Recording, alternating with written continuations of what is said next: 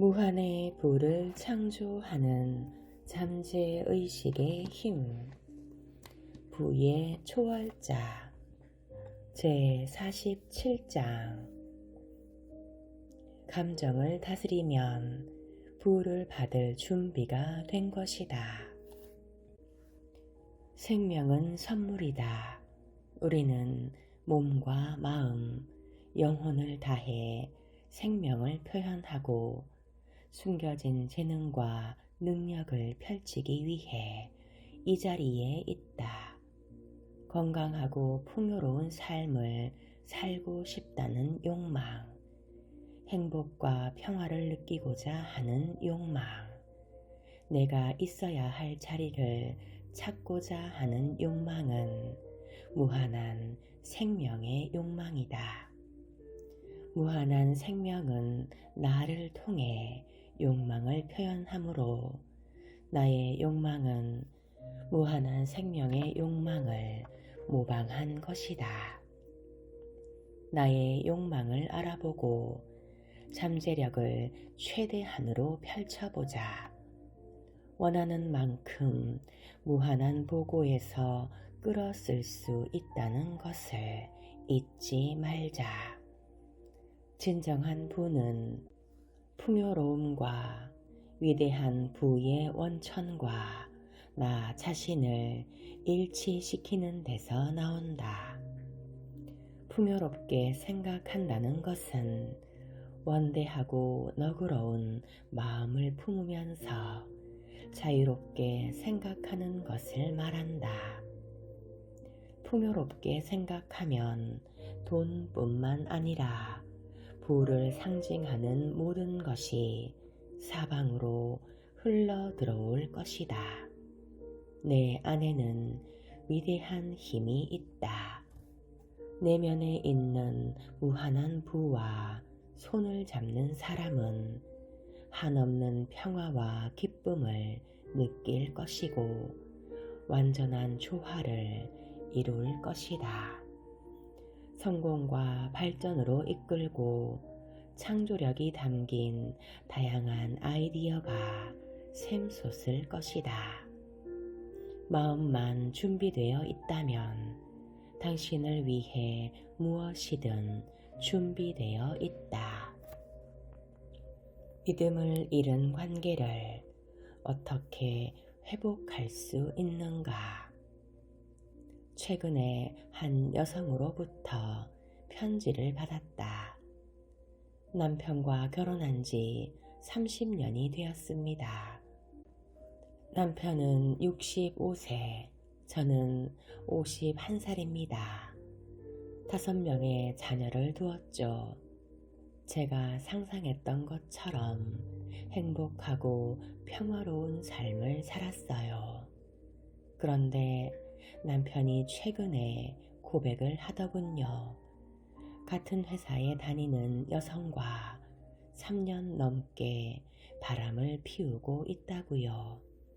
게다가 적반하장으로 자신이 어떻게 할지 결정을 내릴 때까지 이해해 줬으면 좋겠다고 아주 냉정하게 말하더군요. 화가 머리끝까지 솟구쳤습니다. 남편이 원망스러웠고 정말 큰 상처를 받았습니다. 아이들도 큰 충격을 받았죠.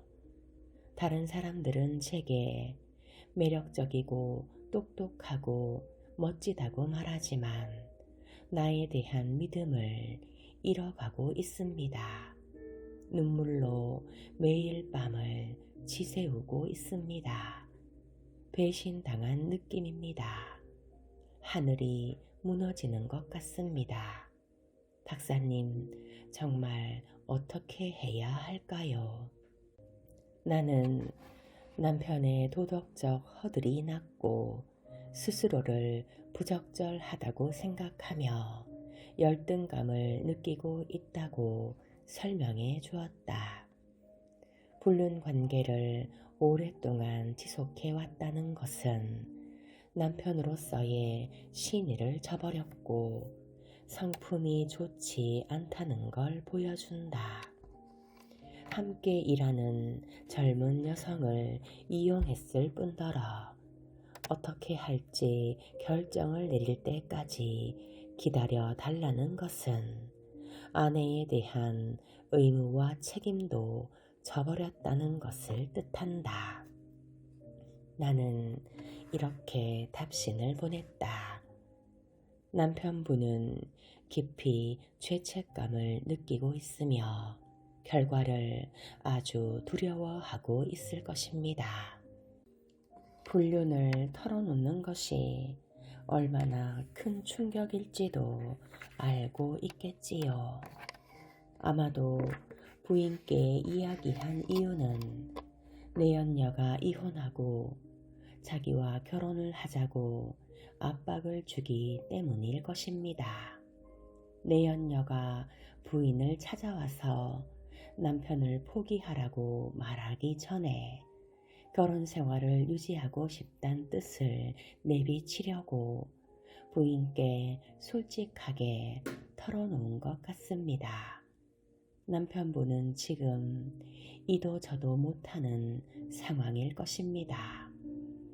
내연녀와의 관계에 익숙해져 있으면서도 결혼 생활을 유지하고 싶어 하죠.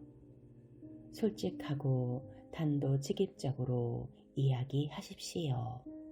용기를 내서 도덕적으로 행동하고 정신을 똑바로 잡으라고요. 불륜을 한 번에 끊어내야 합니다. 여직원과의 관계를 정리하지 않으면 이혼하겠다고 분명하게 말씀하십시오. 서로를 바라보지 않는다면 결혼 생활을 유지할 이유가 있겠습니까? 거짓으로 결혼 생활을 하는 것은 스스로를 좀먹는 일입니다. 나는 남편과 솔직하게 대화를 나눌 것을 강조했다. 그리고 미움에 사로잡히지 않고 사랑을 되찾는 확언을 하라고 말했다. 그렇게 일주일이 지난 후 그녀는 남편과 속을 터놓고 이야기를 나누었고 남편은 울면서 용서해 달라고 빌었다. 현재 둘은 다시 조화롭고 평화와 사랑이 넘치는 가정을 꾸리고 있다. 미움에 사로잡히지 않고 사랑을 되찾는 확언. 나는 사랑과 평화, 선의, 기쁨을 남편에게 보냅니다. 우리 관계는 조화롭고 평화가 깃들어 있습니다. 사랑은 우리를 언제나 하나로 묶어줍니다. 사랑으로 축복받은 결혼 생활을 합니다. 부가 시작되는 곳은 나의 마음이다. 부와 가난이 시작되는 곳은 바로 내 마음속이다. 부자가 되고 성공하겠다는 다짐을 분명하게 해야 한다. 기회나 운이 좋아서 또는 우연히 부자가 되는 것은 아니기 때문이다. 내가 가진 유일한 기회는 내가 스스로 만들어내는 것이다. 젊고 똑똑한 임원이 있었다. 저는 근면성실한 사람입니다. 매일 밤늦게까지 사무실을 지키죠.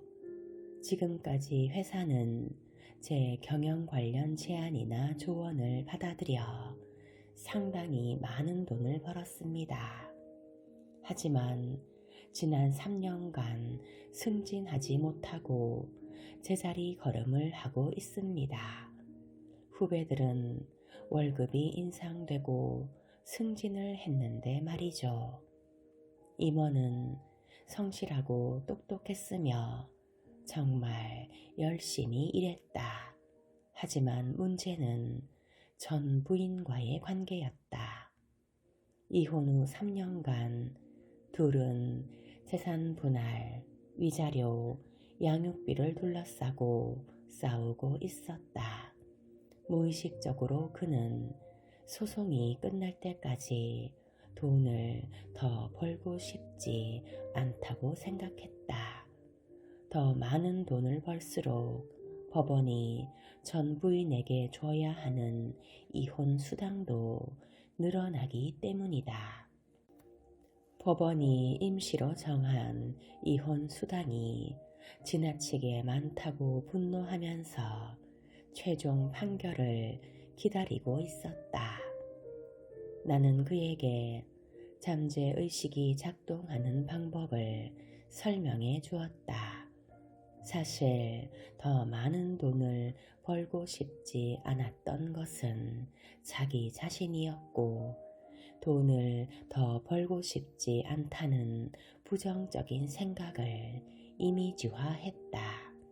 나아가 분노와 적대감, 반항심, 전 부인에게 돈을 주고 싶지 않은 마음이 잠재의식에 새겨져 경제 생활 곳곳에 드러나고 있었다. 다른 사람이 부자가 되는 것을 원하지 않는 건 내가 부자가 되는 것을 원하지 않는 것과 같다. 그렇기에 이웃을 좋은 사람이라 생각하고 상냥하게 말하며 친절하게 행동하라는 금언을 마음에 새겨야 한다. 부정적으로 생각하면 삶의 모든 방면에서 부정적인 반응이 일어난다. 임원은 자기 자신이 성장과 승진을 방해하고 있다는 것을 깨달았다. 문제에 대한 해답은 그 안에 있었다. 그는 사랑이 증오를 몰아낸다는 결론에 다다르며 마음의 평정심을 찾았다.